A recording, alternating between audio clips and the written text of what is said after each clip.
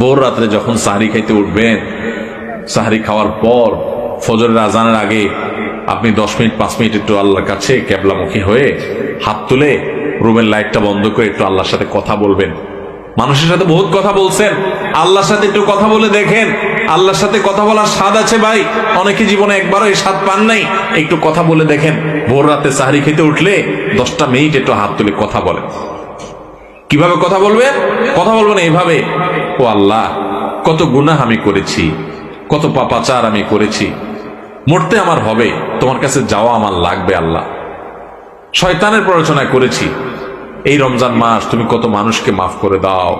নবী করিম সাল্লাল্লাহু আলাইহি ওয়াসাল্লাম বলেছেন, ওয়ালিল্লাহি উতাকাউ মিনান নার ওয়া যালিকা ফি কুল্লি লাইলা। রমজানের প্রত্যেক রাতে আল্লাহ তাআলা অনেক মানুষকে সাধারণ ক্ষমা ঘোষণা করে দেন, যে যাও অমুক অমুক অমুক অমুক, যাও তোমাদেরকে মাফ করে দেওয়া হলো, জাহান্নাম থেকে মুক্ত ঘোষণা করে দেওয়া হলো। আল্লাহ কত মানুষকে আপনি সাধারণ ক্ষমা করে দিবেন। আল্লাহ আপনার সাধারণ ক্ষমা পাওয়ার জন্য কোনো যোগ্যতার দরকার হয় না, আপনি চাইলে যাকে তাকে মাফ করে দিতে পারেন। দুনিয়ার প্রেসিডেন্ট প্রধানমন্ত্রী চাইলে একটা দেশের যাকে তাকে যা খুশি তা দিয়ে দিতে পারে।